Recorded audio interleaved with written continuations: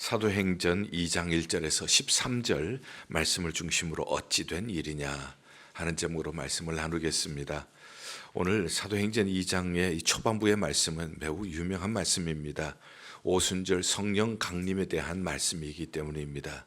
그리고 성령 강림에 우리가 초점을 맞추다가 보면은 그 사이사이에 있는 단어들을 우리가 놓쳐버릴 때도 있습니다. 그래서 오늘은 그 사이에 있는 단어를 한번 조명을 해보고 싶었습니다. 어찌 됨이냐, 어찌 된 일이냐. 사실 오늘 본문에 두 번씩이나 나타나고 있습니다. 8절에 어찌 됨이냐, 12절에 어찌 된 일이냐. 우리가 언제 어찌 된 일이냐라고 얘기를 합니까? 평소에 일어나지 않는 일이 생길 때 어찌 된 일이냐. 그리고 신기한 일이 벌어졌을 때에 어찌 된 일이냐 하고 우리가 얘기를 합니다.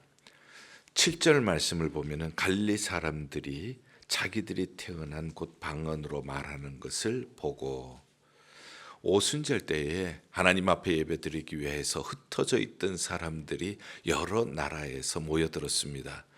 오늘 본문에 보면은 그 나라 수가 적어도 15개 이상은 되어집니다. 그런데 오순절 날에 갈릴리 사람들이 이제 주축인 예수님의 제자들, 그 제자들이 전혀 언제 그러한 말씀을, 그러한 언어를 배웠을까? 그런데 자기네들이 자란 나라의 언어로 이야기를 하는 거예요. 그러니까 어찌 된 일이냐 하고 얘기를 한 것이죠. 11절에 또 그 내용을 보니까 자기들의 언어로 하나님이 하신 큰 일 말함을 듣고, 저들이 모두 하나님이 하시는 그 큰 일, 그것을 동일하게 듣고 있었다 하는 내용입니다.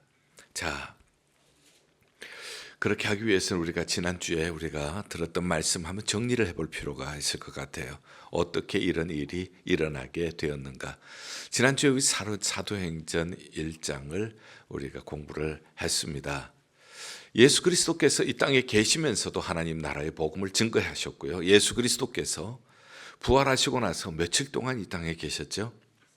40일 동안 계시면서 하나님의 나라의 일을 말씀을 하셨습니다. 그리고 아버지의 약속하신 것을 기다리고 예루살렘을 떠나지 말라고 하셨어요.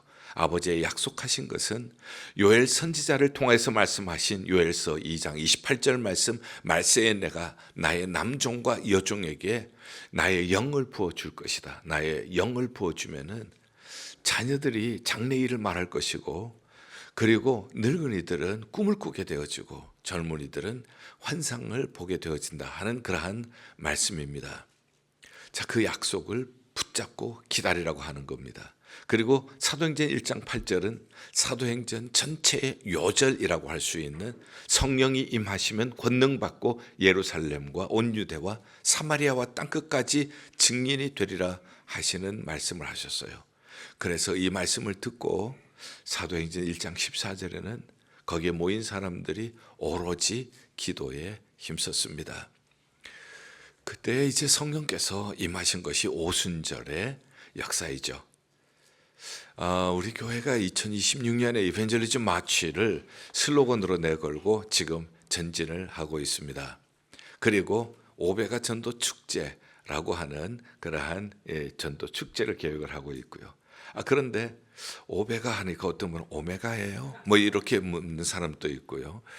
자꾸 이렇게 마음속에 좀 이 전도 축제에 대한 우리 교회에 맞는 이름이 필요하다는 생각이 들게 되었어요. 오베가라고 하는 것은 숫자에 초점이 있다가 보면은 예수님의 관심은 하나님 나라였는데 하나님 나라보다가 5배가, 그리고 5배가 넘치면은 그것은 또 성장이거든요.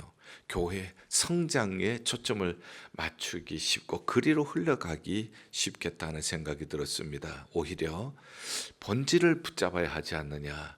그리고 설교를 한 다음에 새벽 기도 시간에 무릎을 꿇고 하나님께, 하나님 뭔가 좀 속 시원한 그러한 슬로건 그리고 구호가 있으면 좋겠습니다 하고 기도하는 중에 참 하나님께서 제 마음에 감동을 주셨어요. 그래서 오베가 보다가는 우리는 예수 그리스도의 꿈을 꿀 때에 가장 가장 위대한 사람은 큰 꿈을 꾸는 사람이라고 했잖아요. 예수님의 꿈을 꾸면 그보다 더 큰 사람, 그보다 더 큰 교회가 어디 있겠어요.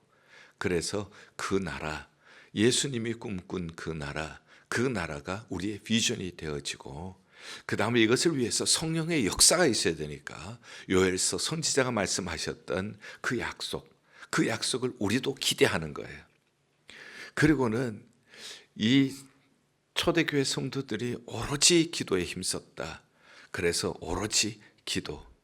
그리고는 예수님이 말씀하신 사도행전 1장 8절의 그 명령에 순종하고, 이렇게 되어지면은 그 다음에 오는 것이 오순절날에 성령이 임하시는 거거든요.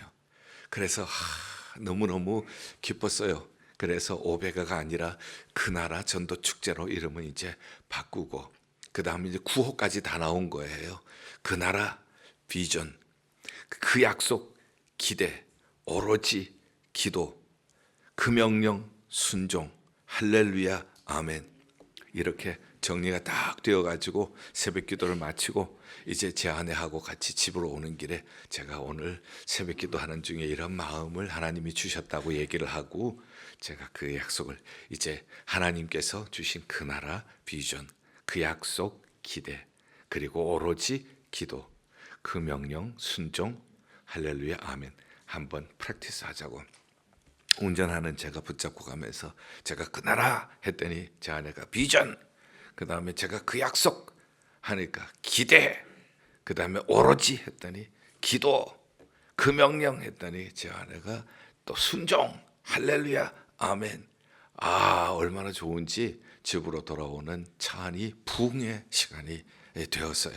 그래서 이제 구호까지도 나왔다 해서 이제 우리 오늘 성도님들에게 이제 오늘 예배를 통하여서 한번 이 구호를 한번 외치면 좋겠다 해서 오늘 제가 여러분들에게 이 말씀을 드립니다. 한번 우리도 해보면 좋겠어요. 제가 그 나라 하면은 여러분들은 비전, 그 다음에 제가 그 약속하면 여러분들이 기대, 우리도 요엘 선지자가 했던 약속을 기대하고, 오로지 하면은 여러분들은 기도, 그 명령 사도행전 1장 8절에 땅끝까지 증인이 되라고 하는 그 명령하면 여러분들은 순종, 할렐루야 하면 아멘.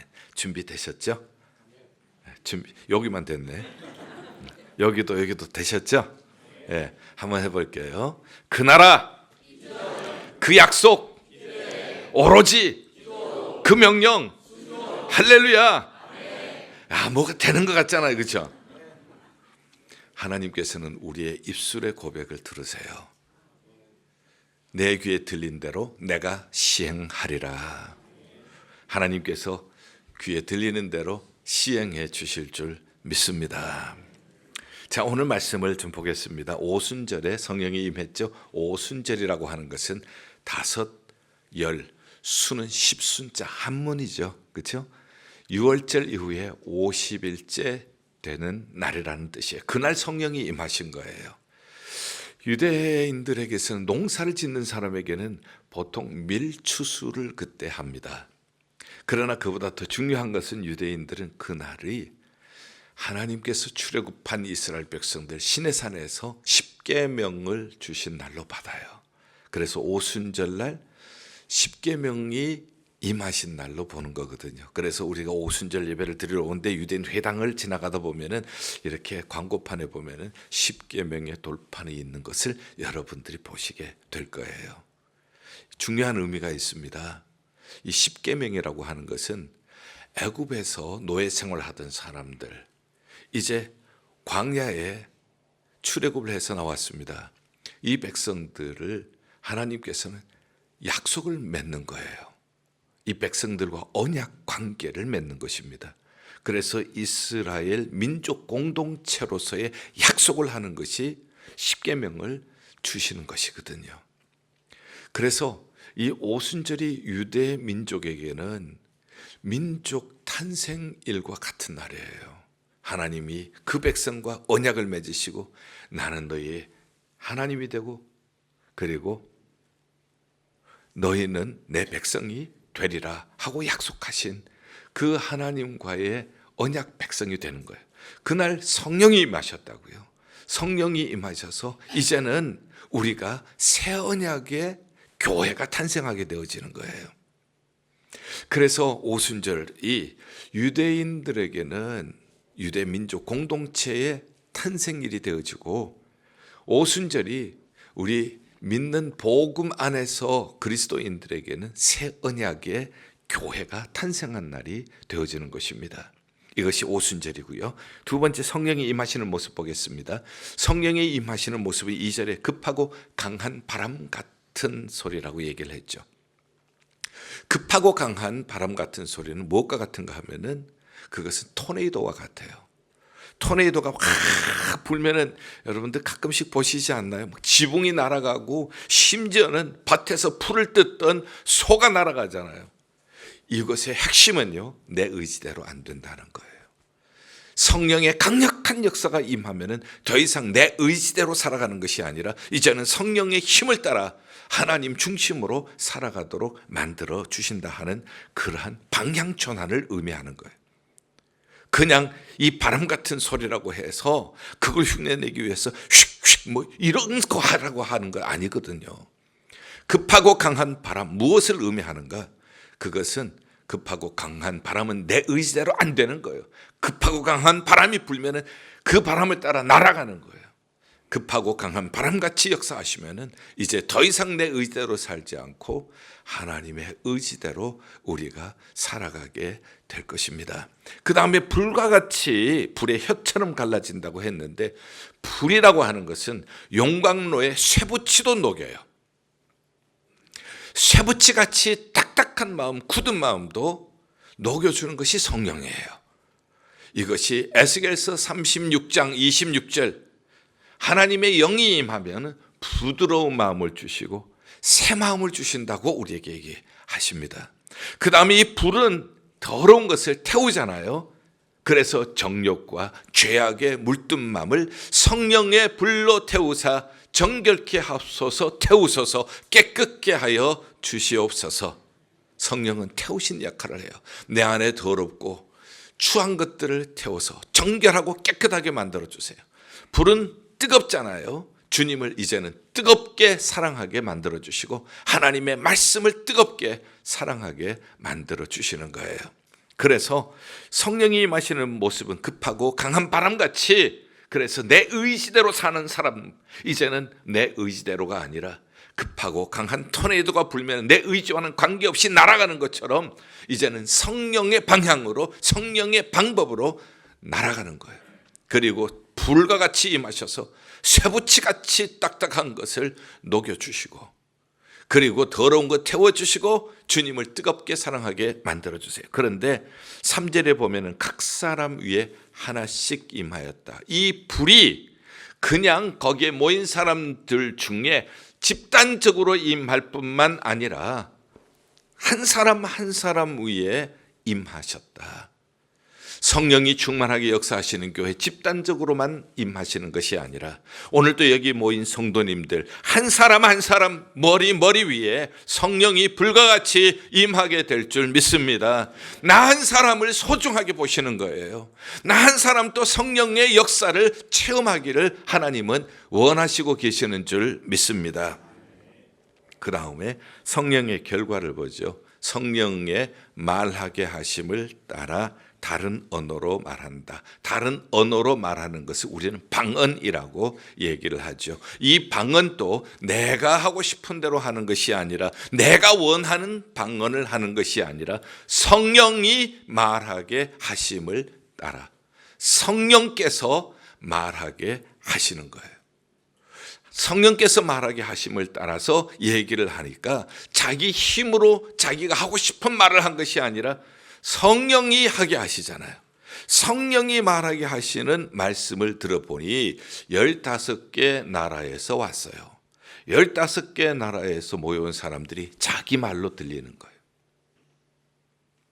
놀라운 일이 일어나지. 어찌미냐, 어찌된 일이냐 하고 얘기를 하게 되어졌죠. 그리고 하나님이 하신 일을 말하더라. 하나님이 하신 일이에요. 하나님이 하신 큰 일은 예수 그리스도를 통하여서 우리를 구원하신 일이에요. 예수 그리스도의 십자가와 예수 그리스도의 부활을 통하여서 우리를 죄악 가운데서 건져내신 일이었어요. 성령이 역사하심으로 말미암아 그 결과는 우선 언어가 바뀌는 겁니다. 말이 바뀌는 거예요. 우리는 말을 그냥 쉽게 생각하지만, 늘 하는 것이라고 생각하지만은 성령이 역사하시면 말이 바뀌게 되어져 있어요. 그 말이 내가 하는 말이, 내가 하고 싶은 말이 아니라 성령이 말하게 하심을 따라 말을 하게 되어지는 거예요. 하나님의 큰 일을 얘기를 하는 거예요. 복음을 말하게 되어지는 거예요. 하나님의 역사심을 말을 하게 되어지는 거예요. 의미를 한번 보겠습니다. 이런 사실을 우리가 염두에 두고 이제 의미를 얘기를 하겠습니다. 이 의미는 성령이 역사하시면은 가장 중요한 것은 더 이상 내 중심이 아니라 하나님 중심이 되어진다는 것. 바람과 같이 강력하게 역사하심으로 내 중심을 날려보내시고, 이제는 내 의지는 없어요. 성령이 가시는 것에 따라서, 성령이 움직이시는 방향으로, 성령이 움직이시는 방식대로 나가는 거예요. 그것이 성령 충만이에요. 그 다음에 말이 달라진다고 했죠. 이 의미 중요합니다. 말이 갈라진 것이 언제였습니까? 창세기 11장을 보면은 바벨탑 사건이 나옵니다. 사람들이 교만해서 대를 쌓아서 하늘까지 닿게 하자 하나님까지 이르기 위해서 교만이 극치에 달했을 때 하나님께서 언어를 흩어버리신 거예요. 언어가 흩어지면서 사람들은 여러 나라로 흩어져서 살게 되었죠. 그렇습니다. 성령이 임하시면은 언어가 하나가 되어져요. 바벨탑을 쌓던 사람들, 교만했던 사람들의 언어가 이제는 다시 하나가 되어지고, 같은 소리를 듣게 되어지고, 같은 말을 하게 되어지고, 같은 하나님의 일을 말하고, 같은 하나님의 일을 꿈꾸고, 같은 하나님의 일을 위하여 기도하게 되는 줄 믿습니다. 우리 부모와 자녀를 보겠습니다. 여러분들 부모와 자녀들 소통이 잘 되고 계세요? 무슨 말을 하는지 모르겠어. 도대체 벽에다 대고 얘기하는 것 같아. 부모가 자기 중심이 되어지면요, 그러면은 자기 이야기를 하게 되어지고, 자녀들이 자기 이야기를 하게 되어지면은 자녀들도 자기 중심의 말을 하게 되어져요. 그렇게 되어지면은 소통이 될 수가 없습니다. 그러나 성령이 충만해서 자기는 날아가는 거예요. 성령의 불이 임하셔서 자기의 주장이 태워지고 하나님의 꿈이 이루어지고 하나님의 계획이 이루어지게 될 때에, 그때 서로 만나게 되어집니다. 그때 하나님의 뜻 안에서 소통이 이루어지고 하나님의 계획이 우리의 계획이 되어져요. 부모의 계획이 하나님의 계획, 자녀의 계획이 하나님의 계획이 될 때 부모와 자녀의 소통이 이루어지게 될 것입니다. 1세와 2세, 그 차이, 세대 간의 격차, 이거 무시 못합니다. 자기가 자라면서 사용했던 언어, 자기가 자라면서 입고 왔던 문화의 옷, 이거 버리기가 쉽지 않아요. 인간의 의지로 못 버립니다. 인간의 의지로 이것은 바꾸기가 어려워요. 성령이 임하시면 내 의지가 아닙니다. 내 노력이 아닙니다. 내 방식이 아니라 다 날아가 버려요. 그리고는 이제 온전히 하나님의 방식만이 남게 될 것입니다. 그때 1세와 2세가 함께 요엘서 선지자가 얘기를 한 것처럼 자녀들은 예언할 것이요, 청년들은 환상을 보고 아비들은 꿈을 꾸리라. 주의 영이 임하시면 이 세상은요, 얼마나 점점 세대차를, 간격을 좁히고 있어요.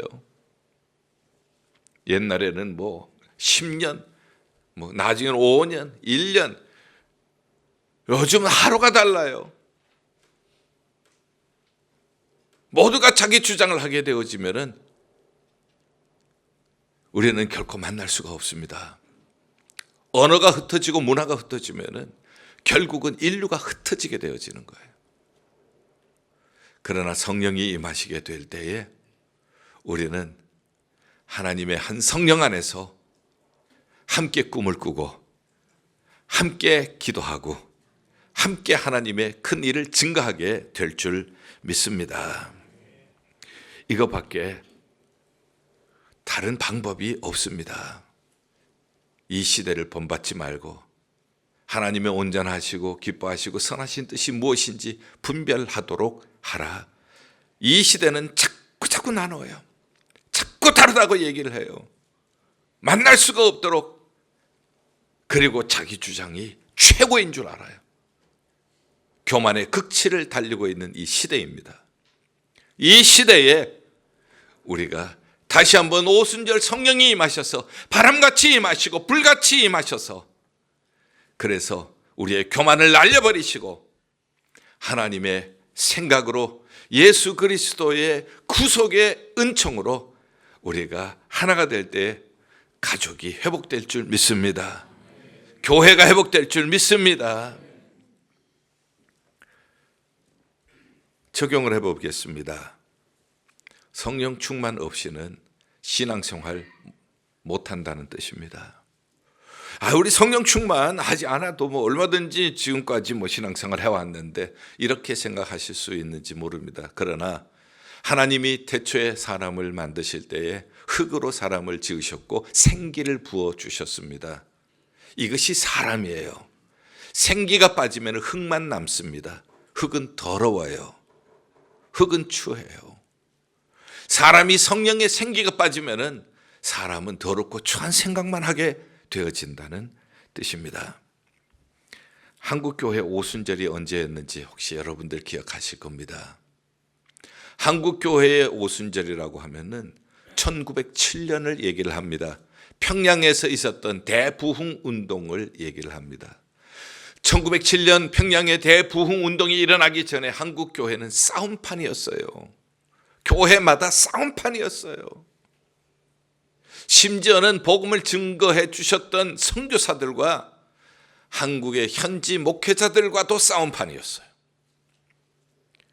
그리고 남의 물건을 훔쳐가는 일, 정직하지 못한 그러한 일들, 가정을 엄연히 가지고 있으면서도 가정 밖에서 바람을 피우는 일들, 음란한 일들, 이런 것들이 교회에 가득했던 것이죠. 성령의 바람이 불어왔습니다. 성령의 바람이 불어오면서 그 싸움의 영이 날아가 버린 거예요. 음란한 영이 날아가 버린 겁니다. 도둑질하는 영이 날아가 버린 거예요. 그런 영들이 성령의 불로 태워져 버린 겁니다. 그렇게 살아왔던 것들이 얼마나 부끄러운 일인지 성령이 역사하시니까 깨달아지는 거예요. 가슴을 치면서 회개를 합니다. 싸우던 교회들이 회개를 합니다. 선교사님들의 눈에 가만히 보니까 한국에는 이 가정의 며느리와 시어머니 사이가 굉장히 안 좋은 것 같아요. 미국 사람들이 와서 봐도. 고부 갈등이라고 하는 말도 우리가 쉽게 듣지 않습니까? 성령의 역사가 임하니까 며느리가 어머니 잘못했어요. 제가 어머니 앞에서는 고분고분 말 잘 듣는 것 같았지만 속으로는 어머니 빨리 돌아가시기를 기도했어요. 아니다, 아기야. 네가 우리 집에 시집 와서 이렇게 고생하면서 일을 하는데 나는 왜 너를 그렇게 미워하고 구박을 했는지 내가 잘못했다. 어머니 아니에요, 제 잘못이에요. 아니다, 아가야, 내 잘못이다. 서로 회개하고 눈물로 서로 용서를 하는 거예요. 교회 안에서도 서로 싸우던 사람들이 잘못했어요, 제 잘못이에요. 아니에요, 제가 잘못했어요. 서로 용서를 하고, 그리고 훔쳐갔던 것들을 돌려주기를 시작을 합니다. 남의 것을 훔쳐가는 것이 얼마나 그것이 거룩하신 하나님 앞에서 부끄러운 일인지 깨달아지니까 가정을 엄연히 두면서도 바깥으로 나돌면서 음란한 생활을 했던 사람들이 회개하고 가정으로 돌아옵니다. 이 불길이 오면서 교회가 회복이 되어집니다. 가정이 회복이 되어집니다. 이 불길이 평양에 올라타오르면서 원산으로 번져나가고 신의주로 번져나가고 성령의 불길이 그냥 온 천지에 번져나가기를 시작하는 거예요. 성령 충만 없이는 올바른 신앙생활하기 어렵습니다. 성령 충만 없이는 올바른 가정생활도 어렵습니다. 성령 충만 없이는 올바른 신앙생활, 교회생활도 어려워요. 두 번째, 성령 충만 없이 이벤젤리즘 마치도 어렵습니다. 이벤젤리즘 마치, 우리가 복음을 증거하기 위하여서 우리가 금년에 결심을 하고 가지만 결코 미지근한 교회는 절대 이벤젤리즘 마치를 할 수가 없습니다. 계시록 3장에 나오는 라오디게아 교회 보세요. 차지도 않고 덥지도 않고 주님께서는 내 입에서 토해내고 싶다. 주님의 입에서 토해내고 싶은 교회가, 그런 성도들이 어떻게 주님의 지상명령에 순종할 수가 있겠어요? 바람과 같이 성령이 임하시고 불과 같이 성령이 임하실 때에 그때 우리가 힘을 얻고 소심했던 나, 두려웠던 나, 부정적이었던 나는 날아가 버리고 성령께서 주시는 그 뜨거운 열정만으로 우리가 주님께서 주신 사명, 땅끝까지 이르러 증인이 되는 사명, 능력 있게 감당하게 될 줄 믿습니다. 성령의 바람이 불어야 합니다. 예일교회 성령의 바람이 불어와야 합니다. 예일교회 성령의 불이 타올라야 합니다. 그래야 우리에게 주신 금년에 이벤젤리즘 마치가 가능하게 되어져요. 이것을 위하여서 우리는 하나님께서 우리에게 주신 은혜를 담을 그릇을 준비해야 합니다. 그릇을 준비하지 않고 우리가 결단코 담을 수가 없습니다. 하나님은 주시고자 원하세요. 시편 81편 10절, 내 입을 넓게 열라 내가 채우리라. 입을 넓게 열 때 주님께서 채워주실 줄 믿습니다. 조류학자들이 보니까 제비가 지렁이를 물고 왔는데 그 둥지 안에는 여러 마리의 제비가 있는데 다 달라고 짹짹거리는데 어느 입에다가 집어넣는가 가만히 관찰을 해보니까 입을 가장 쫙 벌리는 곳에 쏙 넣어주더라는 거예요. 아, 그렇구나. 우리가 입을 쫙 벌릴 때에 주님께서 주리라고 말씀하셨잖아요. 누가복음 11장 13절, 악한 자라도 자식에게 좋은 것 줄 알거든 하물며 하늘에 계신 너희 아버지께서 구하는 자에게 성령을 주시지 아니하겠느냐. 할렐루야. 입을 쫙 벌리는 곳에 쏙 집어넣어 주실 줄 믿습니다. 중요한 거는 쫙 쏙이 중요한 거예요. 쫙 쏙, 쫙 쏙. 입을 쫙 벌리시기를 바랍니다. 성령의 능력을 쏙 부어주실 줄 믿습니다. 그래서 우리가 다시 한번 우리의 슬로건 구호를 한번 다시 한번 외쳐볼게요. 그 나라 비전을 가지고, 그리고 그 약속을 기대하고요. 오로지 기도하시고 입을 쫙 벌리고 기도하시고요. 그리고 그 명령에 순종할 때 할렐루야 아멘 하게 될 줄 믿습니다. 준비되셨죠? 다시 한번 오늘 설교를 마치면서 다시 한번 해볼게요. 그 나라, 그 약속, 오로지 그 명령, 할렐루야, 할렐루야. 하나님께서 귀에 들리시는 대로 응답하실 줄 믿습니다. 이렇게 되어지면은 이제 주변에서 난리가 나는 거예요. 예일교회가 어찌면요, 어쩌 집사님이 어쩐 일이냐, 아유, 막 이렇게 이제 되어지는 거예요. 하나님께서 우리를 통하여서 사도행전의 역사를 오늘 또 성령 안에서 이루어 주실 줄 믿습니다. 한번 위대한 비전을 가지세요. 약속을 기대해 보세요. 붙잡고 기도해 보세요. 그리고 순종해 보세요. 하나님이 역사하실 줄 믿습니다. 내 힘으로 안 돼도 옆에 분들하고 어쩐 일이세요? 이렇게 한번, 어쩐 일이냐? 이거 반말이니까 기분 나쁠 테니까 어쩐 일이세요? 한번 옆 분들에게 한번 인사를 나눠보세요. 어쩐 일이세요?